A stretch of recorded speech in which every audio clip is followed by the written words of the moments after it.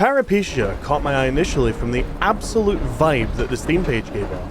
A world bathed in greens and filled with crazy characters. It gave me an impression unlike any other storefront I've ever seen.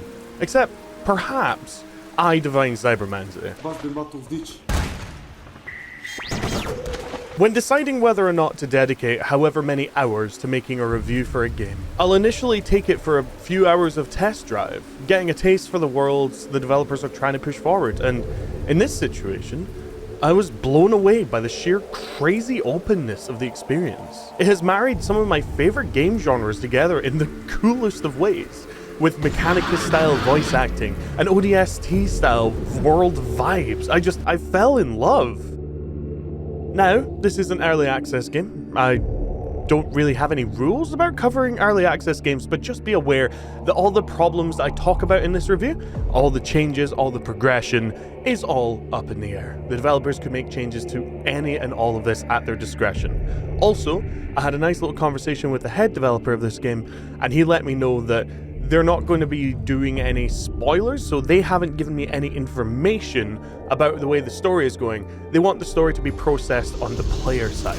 So what you're going to experience here is how I see the world, through my eyes. So, as always, I'm Icy. Welcome to my channel.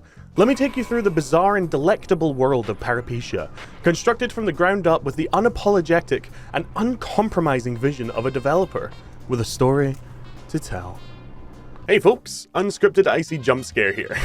I'm not going to do this in every video. In fact, I might only do this on one video. But I just want to let you all know, thank you so much for the support on the Look Outside video.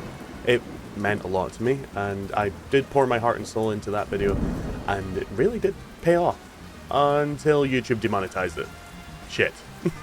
I never want to take sponsorships. I'm one of those people who hate sponsorships on videos. Whenever I see a video with a sponsorship segment, I skip it. No doubt a lot of people will be skipping this segment too. I'm just letting you know that there is a Patreon available for my channel. This Patreon will give you access to the Discord and to a whole bunch of sneak peeks and information as the videos get processed. I'm going to aim for at least a once-a-month release on games I enjoy, but as I said, I'm basically retired at this point. I'm looking for other work. It's not going very well. If the Patreon takes off, or if for some reason this video does as well as Look Outside, maybe I will still have a career on YouTube, which would be nice. But we'll have to wait and see. Enjoy the video. Peripetia opens up abruptly, dropping you into a pit filled with junk and trash. You've been discarded, abandoned, a neonatal presence thrust into an uncaring world filled to the brim with people with their own agendas and conspiracies. Your only memories? That of a bunker, deep underground. It isn't much to go on, and the notes on the desk provide very little in the way of answers for now, so it's best to push forward. Your first contact, your inevitable first contact and friend in this apocalyptic nightmarescape, is a gentleman named Junker Philemon, who was less than impressed with your survival. A junker with a heart of gold, he can't bring himself to scrap live parts, even if he paid a premium for them. He is willing to point you in the right direction to find out more about your past, in exchange for just a little bit of assistance. The acquisition? Is that the word? Acquisition. The acquisition of a bulb from a nearby planetarium, which opens up your first level, your first mission, and effectively the tutorial for this entire experience. And this is where I fell in love with the game for the first time. Beyond all the jank, the rough AI, this game has some of the most intense and incredible open world designs I've ever seen in any experience ever. This isn't a world that is open on a flat plane. This is a world with verticality, height, and depth, where any path you can find is most likely the correct path to get to where you're meant to be going.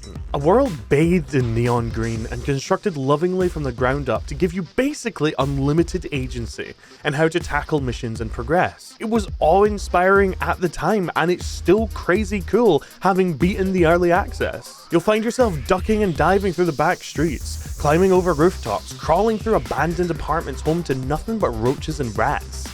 You'll think, surely I've gone off course, there's no way they intended this to be a direction I can go, only to turn the corner and see your objective just a few short hops ahead. It's unbelievably brave as a game design choice, one that has the potential to create an experience that'll stick with a player for months. Or fall apart from frustration and lack of direction. Enough waffling though, our goal is in sight. Shall we head to the planetarium? In most games, mission 1 will be a straight shot, simple line. Just walk through a hallway and you're there. But Peripeteia takes you by the hand, leads you to the edge of a building overlooking a gorgeous city vista, and pushes you off. There is no such thing as excess here.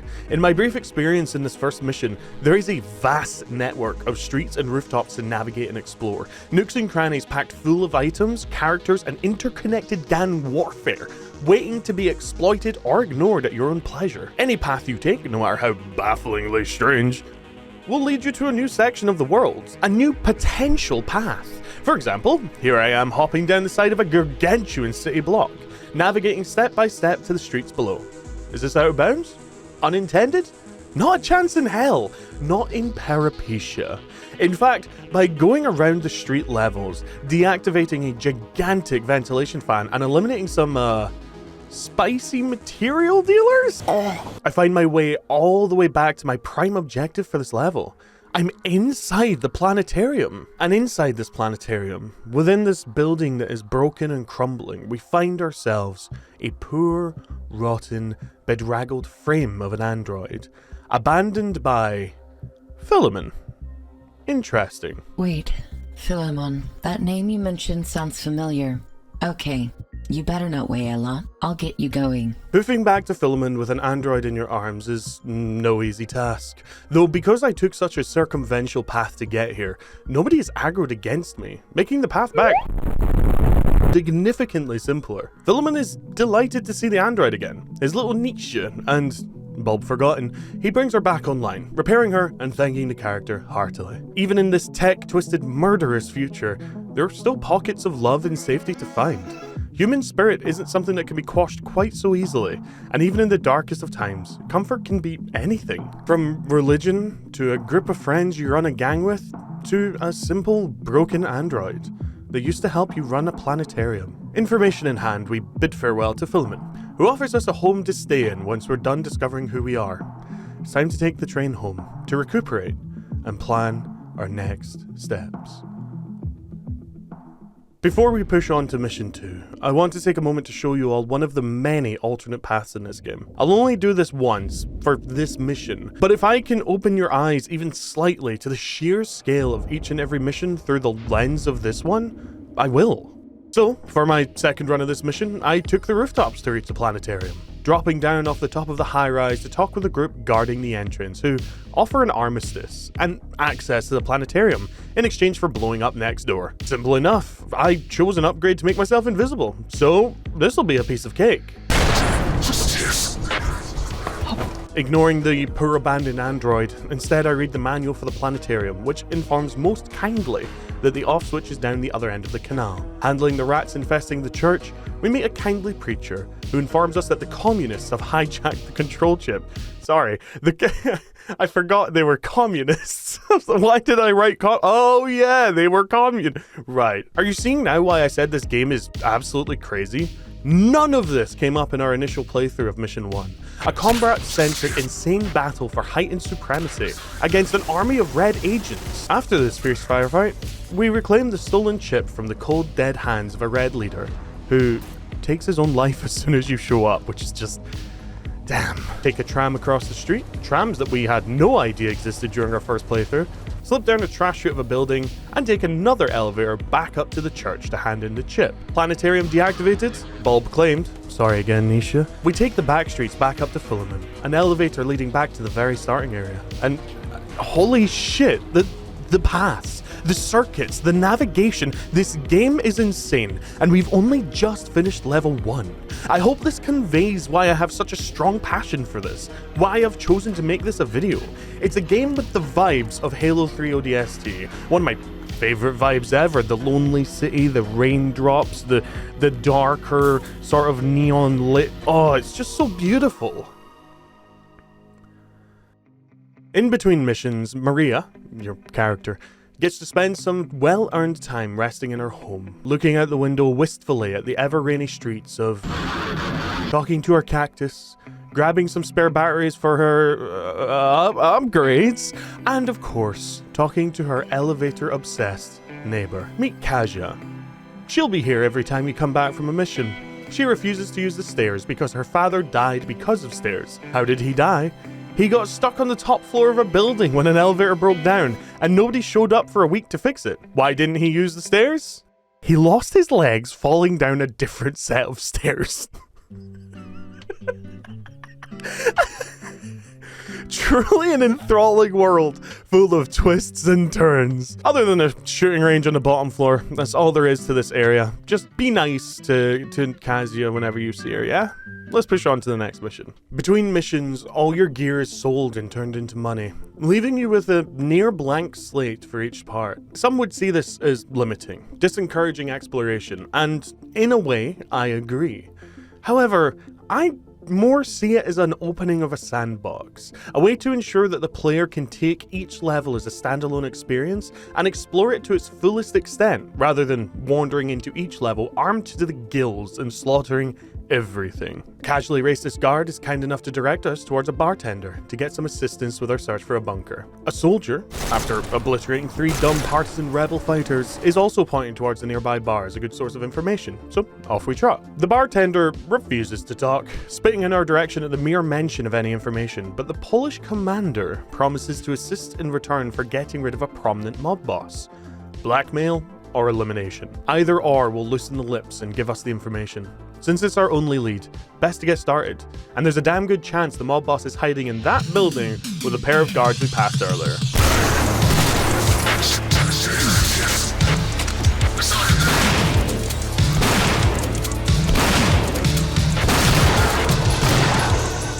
This was originally where I paused playing the game during my first tasting session, choosing to set it aside until after I finished the Look Outside video, so I can give it the attention and passion it deserved. So, everything you see from now on is kind of my first experience with the game. I found this little side alcove high above the ground, leading outside the buildings. I was curious. I followed the path, thinking, surely this is not intended. I'm hopping over banisters and climbing along pipes, and maybe I'm just breaking the game?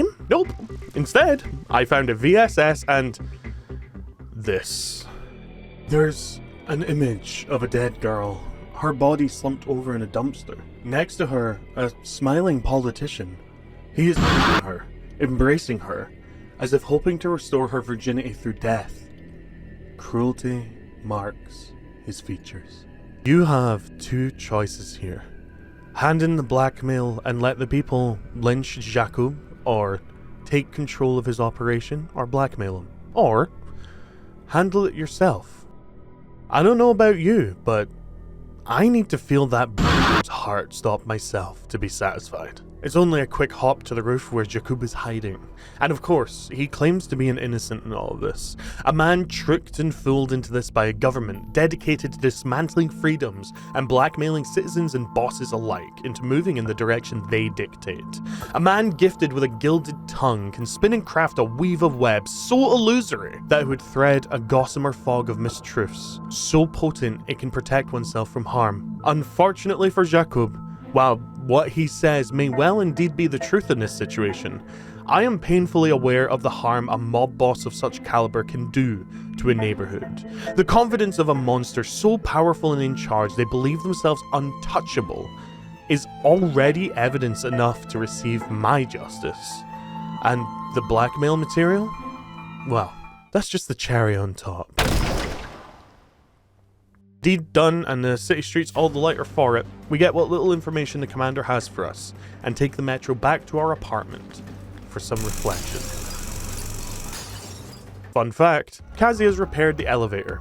I don't have that in my notes. I don't know why I didn't script anything about that, but she is absolutely adorable. She's sitting there riding the elevator, and we say, oh, you should totally go, fix more things, which is pretty sweet. And you know what, Kazuya? You go, girl! Hell yeah! This is what it's like when I read shit unscripted. I'm sorry. So far, Peripetia hasn't held our hand, leaving us free to explore the world. The various ways to complete every level, from running and gunning like an idiot to careful and calculated uses of the environment to eliminate opposition, makes the game one of the most open experiences I've ever played so far. A generic dystopian future, sure, but it's a playbox for us to enjoy, slicing down foes and blowing up tanks to get the information we require to find out where we came from. All of this changes on Mission 4, which is widely considered the most contentious level in the entire game.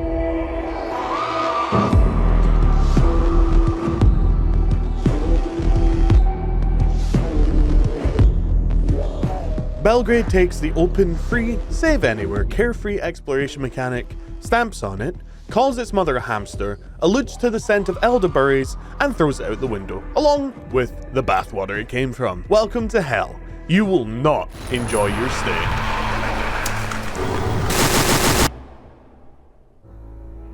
Belgrade opens up with a train crash, leaving us devoid of our resources and directionless. Our only source of potential respite is a nearby tower, which we descend into reluctantly. Striking displays of human nervous systems decorate the hall, and after a brief moment of confusion, the floor beneath your feet will part, inviting you to descend deeper into the tower depths.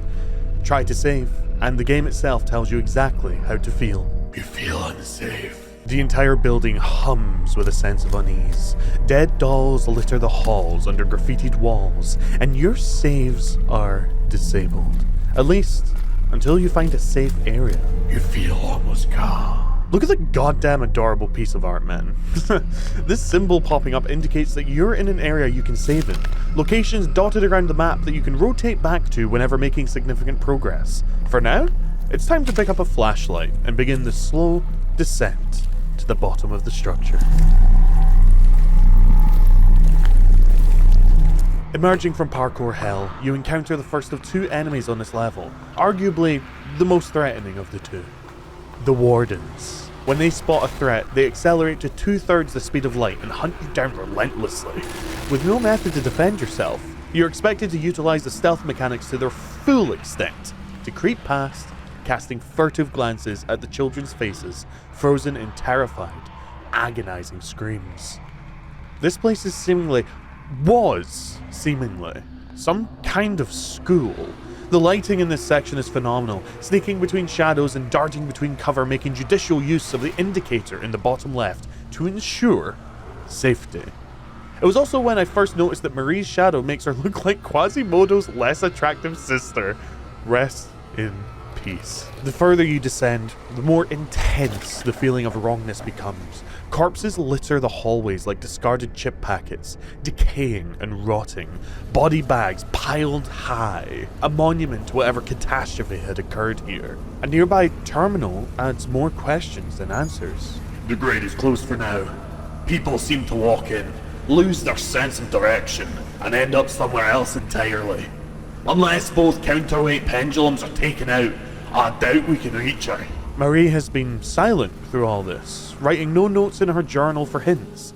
Instead, we get our mission from the environment, from the wall. Dropping through the grate puts you in a fleshy pit. Musculature contractions and meaty protrusions reaching out to touch you, brush against you as you push past, until...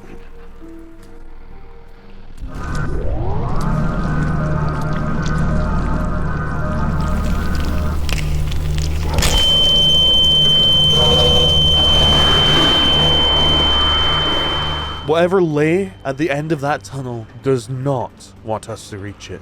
Fortunately for us, whatever it is that teleported us to this prison did not see fit to take away the few scraps of weapons and ammo we managed to scrounge up. Survivors are trapped inside prison cells awaiting liquidation by the tower. Liquidation?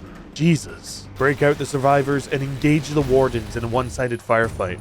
They can take a beating, are fast as hell, but while it's not moral, it is absolutely necessary to use the survivors as meat shields to place accurate shots on the chrome domes of these tortured creatures. They're aggressive, hyper-aggressive, but with enough patience and planning, you can reach the terminals, type in the strongest password in the world, and eliminate the first counterweight.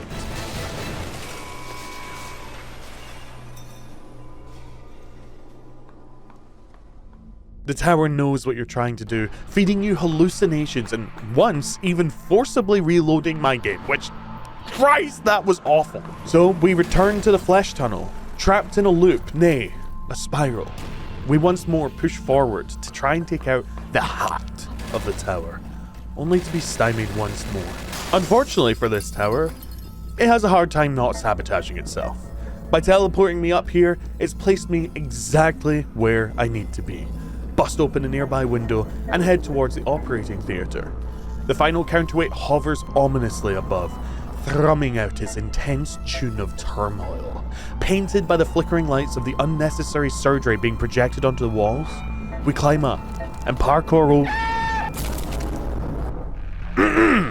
I said we climb up and parkour over to the hidden terminal, typing in the world's most secure password to drop the final counterweight, weakening the tower even further and allowing us access to the heart.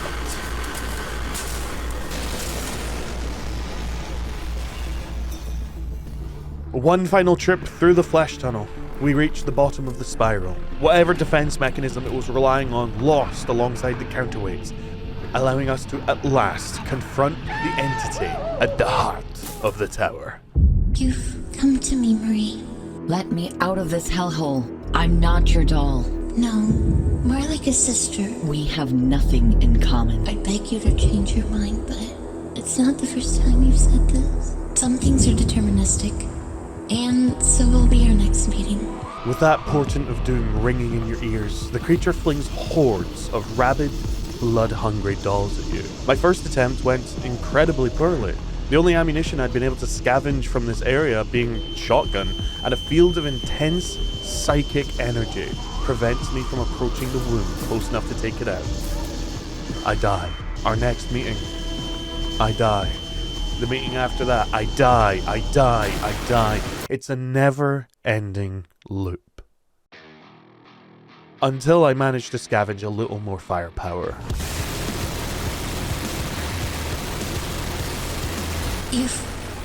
You don't know what you've... I'm fading. Tell me then, sister. Where is the bunker? Take the train behind me. It will lead you to the outskirts, the desert. The entrance is in the Croy of Voivodate, deep beneath the earth. Goodbye, Marie. It was fun. The child eliminated. Its Fuck off! Every time this goddamn phone. Why am I so giggly? God, I was crying yesterday. What the hell's going on with my emotions? The child eliminated. Its power curbed. We head to the elevator and depart this hellhole of a horror level. Marie's state on the train home says everything needed to cap off this nightmare. And fortunately for us, Kasia will take good care of us when we get home and fix us up. Belgrade is undeniably the most contentious level in this game. The classic Peripetia maze of a level design, mixed with a limited save system, can really leave a player feeling both lost and irritated. Horror levels, especially existential ones, have been done in video games and done well, shifting of game mechanics to throw off players and make them feel lost and scared. And while the forcing of stealth and the punishment of failure is key, when you're trying to navigate and explore such a labyrinthine experience with teleportation, hallucinations, and at times forced death, it can feel a bit much. Especially when you're so limited on supplies, a lack of weapons and ammunition to start, you can easily accidentally miss out on the small little bits of ammo and weaponry you spot around the environment, leaving you completely helpless without a guide. I left this level feeling frustrated and annoyed. Undoubtedly not the experience the developer intended, but I also left feeling infuriatingly curious. Now that I've explored the level once, every nook and cranny, how would a replay feel? What would the alternate endings look like? With experience in the level, would I find it more tolerable, more enjoyable to play? I had to find out. So I'm going to break my own rule. I said I would only do an alternate path on mission 1. I have lied to you. Because Belgrade's level, while it is frustrating, while there are enemies and death around every corner, while the exploration is damn near impossible at times, while I died dozens of times trying to get past single areas, taking different paths every time, the idea that it's all part of the gameplay loop, the idea that, as the tower entity said, some things are deterministic and so will be our next meeting. I just had to find out more. Don't worry, guy from the Look Outside video who got really mad at me saying I'm not going to spoil stuff after mentioning in the video. This bit's just for you, buddy. Taking an alternate path from the get-go, through a window and fleeing for my life from rabid wardens, we find ourselves teleported into a world devoid of structures, save for one single high-rise in the distance. Reaching the top exposes us to a world bathed in blood and ichor, structures growing from the landscape like bilious pus bursting from an infected wound. They range across the horizon, and we have our first conversation with the entity in the tower. Hello, Marie. How do you know my name? You ask this every time. Well, that's fine. You're still alive, right?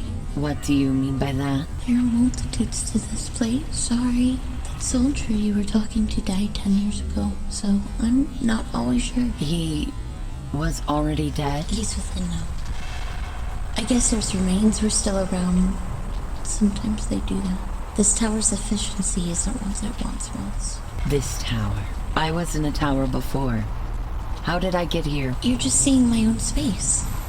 Though, even here I have trouble constructing the body. So this is a projected space. Electrical? I always like when you talk about things you don't know. What? Projected space, electrical, whatever. You've been awake for how many hours now? When did you learn what any of those concepts are? I have amnesia. Of course. You always do. Now, try to answer. When did you learn about projected spaces? What about the Second Union? Lenin? Pilsudski? I can't answer that. I just learned them at some point. Osmosis, I think. What are you trying to say? And yet, no info from after 20 years ago or so. You learned about the PSR today, didn't you? Do you think this is the first time we've had this conversation? I want to show you something. Something they didn't put into your brain before they dead dropped you into a canal. Dead dropped? That's how they tend to do it.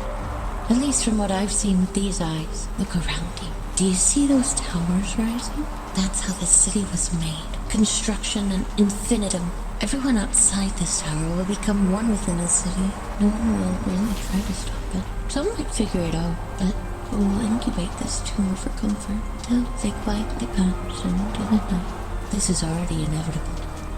But it's alright. You and me are similar, even if you've forgotten. I will hold on to your memory till the sun and stars are no more. Until the void loses its flame. When the waters are under the deep, you will find me there. I need to find a bunker. Come to me in the real world. Find me in the hospital by the school. I will send you halfway there. This whole conversation highlights some very strange and potentially interesting concepts for this game. One, that the tower entity, this girl, I believe her name is Stasia, she has almost become either a bastion, a harbor for human minds, which is why they liquidate humans, and she stores them for future preservation or use in the projection of this biosphere of information, this ability to hallucinate people into new locations. Or she is so powerful she is almost outside of time, at least from a perception standpoint. The difference between these two theories, at least from this conversation, purely based on my own visualization of the conversation, is either this girl has confirmed that our Marie is not unique. We are a part of a bio imprint that this girl has stored within the tower, being used to imprint consciousness on machines, on androids, which are then dead dropped into locations on the city with a vague notion of where they need to get to, causing chaos or resolving issues all the way towards their objective, an unstoppable killing machine. Or the tower entity has the ability to glimpse into alternate futures, to have seen the variety of different paths we have taken and could have taken, the multitude of conversations that it has had and would have had. I am leaning more towards the first theory because it makes sense in regards to the way it addresses the soldier. The fact that the soldier has died and his remains are still in the tower, but she has his mind. As we've established in the first attempt at this mission, The tower wants more. Stasia, the entity, wants to liquidate everyone. It wants to store everyone. The more people it stores, the more its influence spreads, the more powerful it gets. It's terrifying. At the finale of the conversation, we find ourselves teleported to a familiar area, with directions to find the true body of the tower. A body that, when we discover it, bears a strong resemblance to a malignant, cancerous mass of flesh pulsating revoltingly. It speaks. Do I scare you? What are you? The same as everything else here. Maybe we're not too different. You're a hallucination.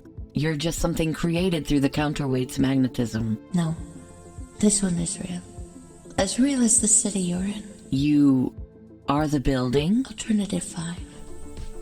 The city is dying, Marie. Help me, and I'll send you towards the truth you seek. You have two options from here. Put an end to this creature permanently, and departing this accursed tower, unsure whether the choice you made will even put a permanent end to this monster's shenanigans. Or choose to assist in reconnecting it to the city. In order to achieve this, we must first get past the infection that's consuming the looping railway beneath the tower by fleeing at top speed to the front of the train, and upon successful derailment, we emerge bleary-eyed from our second train crash in as many minutes to find a mountain of gore.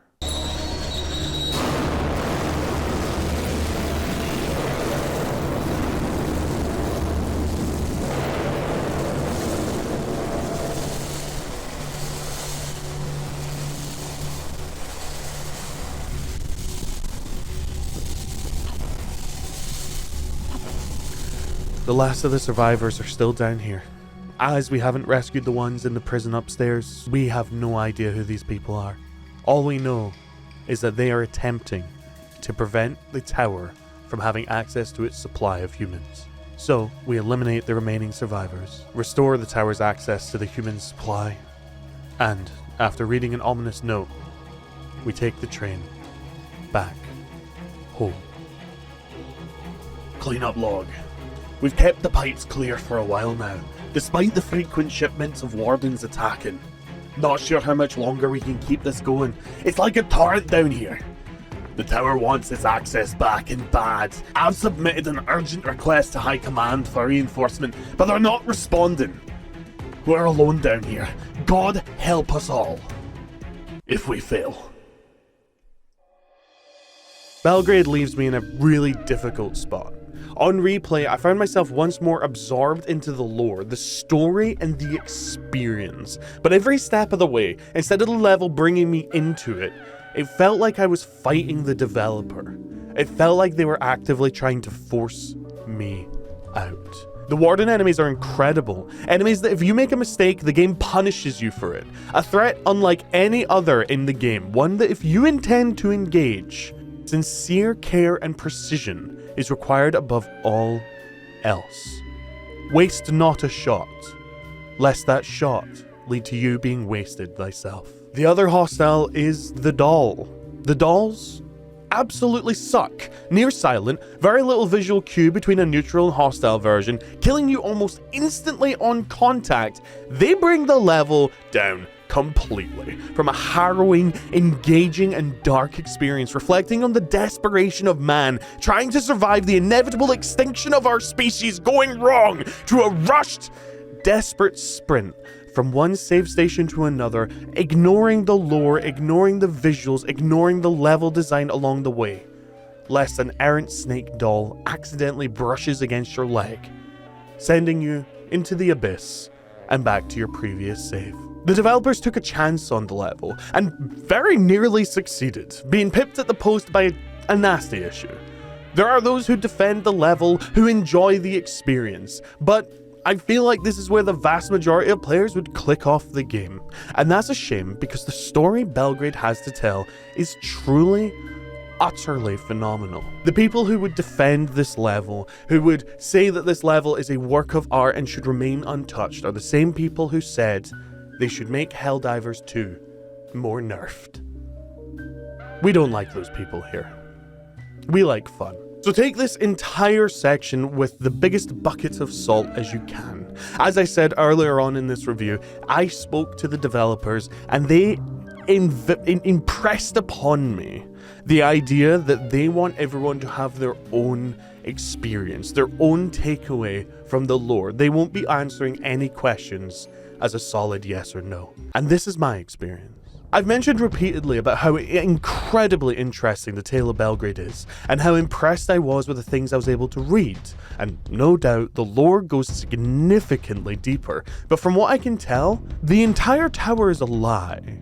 An experiment run between NATO and the USSR into turning children into control systems for military hardware, which, as Stasia, the tower, so succinctly indicated, went absolutely horribly. The entire school area was set up as a laboratory to feed children daily doses of LSD, all while psychologically conditioning them to lose their personalities. At a certain time, a child named Stasia began to display psychic capabilities, manipulating and utilizing the magnetic forces holding the tower stable to communicate and expand her influence over the entire structure. A power that grew increasingly powerful and potent, as indicated by the notes describing a new batch of children being delivered from child services, as Stasia's appearance in their dreams and art.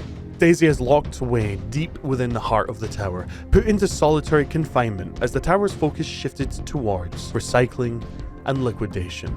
The conversion of corpses and bodies into soldiers, living weapons, the Wardens. Her personality, already unstable and suppressed from her re-education at the hands of the pseudo-MK Ultra programming, became increasingly destabilized upon an encounter with an NKVD officer who influenced her. In what way that influence occurred isn't specifically stated, but it was enough to completely destroy the system they were attempting to construct with Stasia at its heart. Seizing control of the tower and ramping up the recycling program, capturing and eliminating humans to increase its power and presence. How this works is not entirely clear, possibly relating to the nervous systems we discovered at the top of the tower. What's important is the tower's power and influence grows rapidly the more humans that are consumed by it. Later on in this game, in the final mission, we will encounter an alternate version of the womb from this tower. An almost perfected version of it, with a child at the heart being used to project into people's minds a pseudo-reality, a pretty lie painted over the top of the crusted, collapsing civilization. This was the start of it. I highly doubt that was the end goal, but this ended up being so dangerous that that's where they went with it.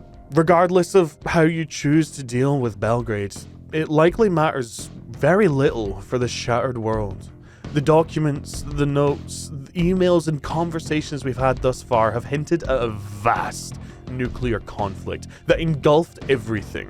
A decaying, rotten civilization of half-humans battling over the scraps of an old world, too busy scratching each other's eyes out to spot the extinction clawing its way out from the abyss towards them. Belgrade, it seems, is just one of the symptoms, one of the many ways that humanity will inevitably find its end.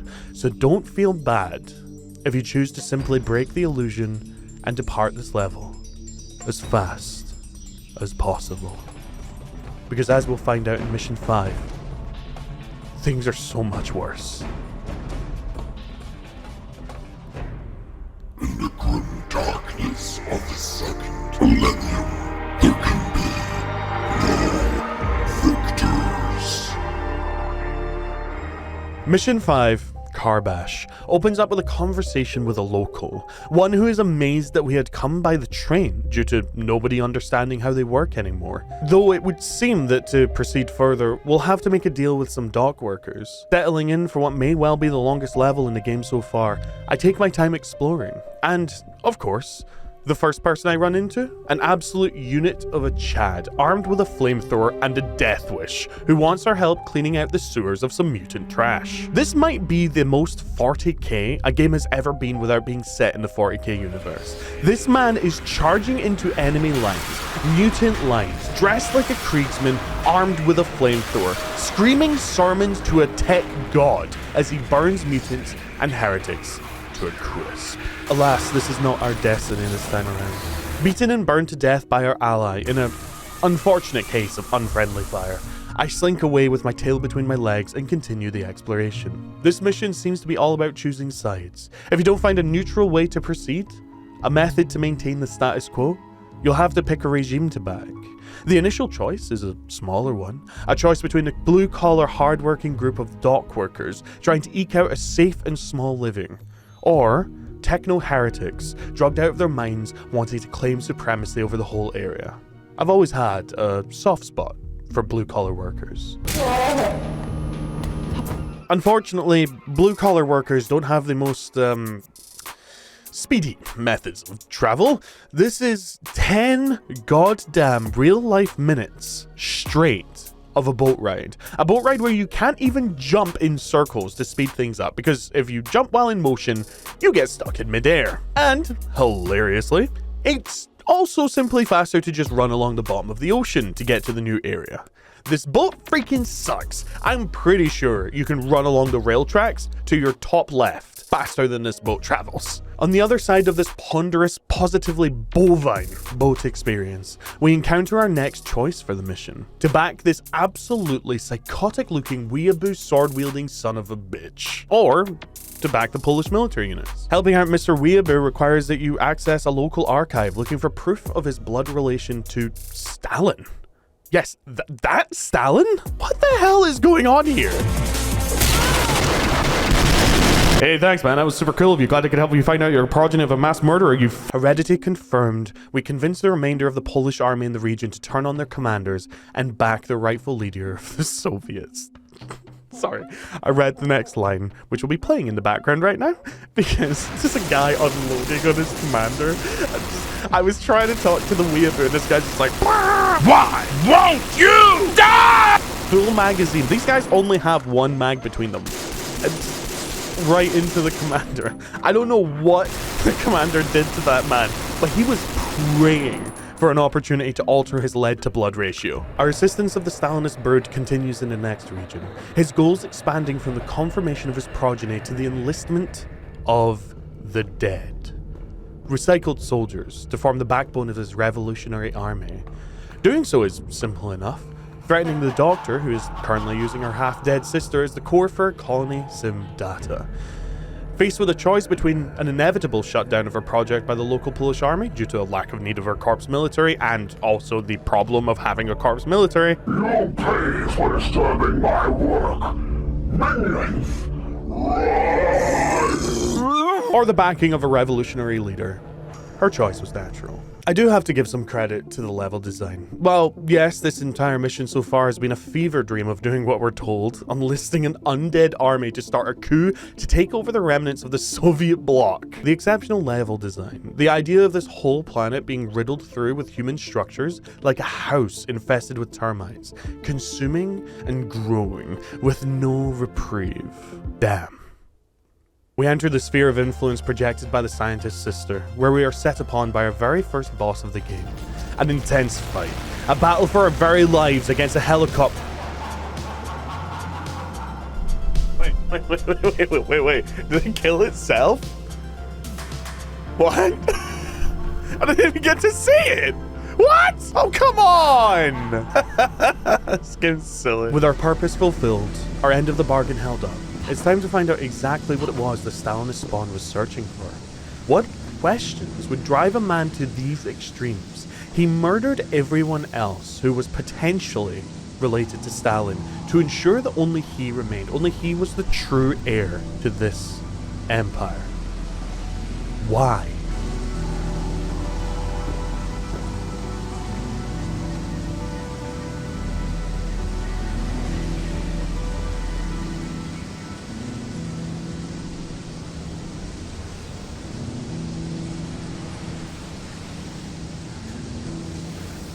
Holy shit, they blew up the moon. And that was Peripetia. Wait, what? Thank you for playing Peripetia Early Access. We hope you'll be here with us to experience the continuation of Marie's quest and future level updates as we improve the game. Share your thoughts with us on our community channels and help us shape the future of the game. See you soon. 9th Exodus.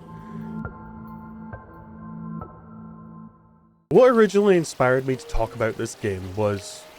Well, actually, first of all, what originally inspired me to talk about this game was the Look Outside video doing so well. But I had an inkling about this game before I even finished the Look Outside video. What originally inspired me to talk about it was the sheer, undiluted, joyful freedom I felt playing the first level. It was something I originally purchased on a whim. The interesting premise drawing me in like a fly to honey. The Steam storefront just looking so interesting. And now I sit here, just after finishing the game, writing this script. I'm torn. Overall, it's a phenomenally cool experience. A developer team who are unapologetic in their art, uncompromising in their vision, delivering a world wrought by the aftershocks of a great war, terrible tragedies, forged in the fires of technological advancement, and embraced by an apathetic population who seek little more than escape to their terrible existences, to see the skies of their blackened world once more with such a feverish frenzy. They're willing to have their perceptions permanently altered by living biocomputers in order to achieve the goal. Belgrade was the contentious level, the level that has the most complaints, but the last level felt like a fever dream. Being trapped on a boat, unable to jump or pass time for 10 minutes every time you reload because you forget to save like an idiot. Panopticon-style apartments where stepping out into the open blasts you into the sky as a living clay pigeon for mutant sharpshooters. A crazed weeaboo, sword-wielding son of Stalin, seeking revolution.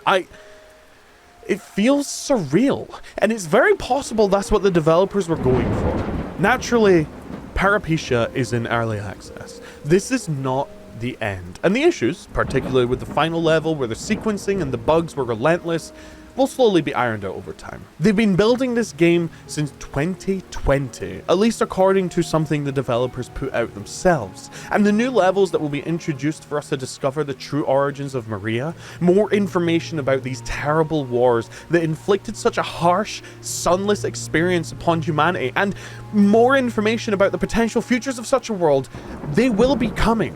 They are working on them now. This is an experience and time that I've spent that I don't regret.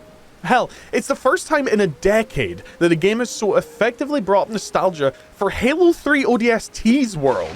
The visual style, the atmosphere, and for that, I'm automatically biased towards giving it an A+, especially with the sheer freedom of movement and replayability in the form of exploration it provides. If you want to play a truly unique experience that I've never had the pleasure of experiencing before, I wholeheartedly push you towards the description where you'll find the Steam link. It's a little pricey, but you get an entire world to exploit and explore. Thank you so much for watching. I highly doubt this video will see the insane success that Look Outside brought to the channel, but it's another game that tickled my taste buds, inspiring me to bring its bizarre and fascinating world to light. In the background here, you'll be seeing a list of people. These are my patrons. You can have permanent access to my Discord for £1. You sign up to the Patreon, you give that £1, then you cancel your Patreon, and that will verify that you're 18+. I do that because I don't want to run a community for children. I apologize if you're under 18. There are hundreds of thousands of other communities that will accept you wholeheartedly. The truly interesting roles, though, are benefactor and contributor. Benefactor will give you access to the council section of the Discord. That's where I'm going to be most of the time. There will be frequent updates, Patreon posts on Patreon and in the private channels, giving you a direct line to my brain hole and the content updates as they come along. I guarantee you on Patreon, at minimum, you will see at least one post a month. I'm not going to be one of those Patreon people who just takes your money and doesn't say anything. Also, I will be beholden unto you. It's $5 a month, unless the US dollar has crashed more, in which I apologize, it's £4.50 a month. Enough people doing that will mean I will never have to take a sponsorship. I can reduce the number of ads on the video, though YouTube's being funny about that right now. I can make it so that these videos come out more frequently. Right now, my time is divided between so many different projects, just trying to make ends meet. And if Patreon picks up a little bit, I can reduce my time to all the other projects and focus on producing this content. There is another role. It's the contributor role. It's the one that has the most members. It's £8 a month, which I believe should be about $10, assuming some orangutan hasn't bashed a tariff button again. And you'll get your name in the credits. You will be immortalized as someone who has been the reason that these videos get made. Permanently. For the rest of the channel's life. I will never edit out using the YouTube editor feature the end credits of a video. So if you check on my channel and you see your name in the credits of a video, that means you personally directly contributed towards the creation of that by supporting me. There's also one more tier, but don't do anything about that one, because the only reason it still exists when I redid my Patreon is because there was one member who still had it, and I was like, all right, I don't want to kick them off of that. And then someone else got it as well. So, you know, those people are so. Thank you so much for watching my video. Thank you so much for listening through this drivel. I hope you enjoyed my time in Peripeteia. I hope you enjoy what time you have in Peripeteia. And I'll see you next time.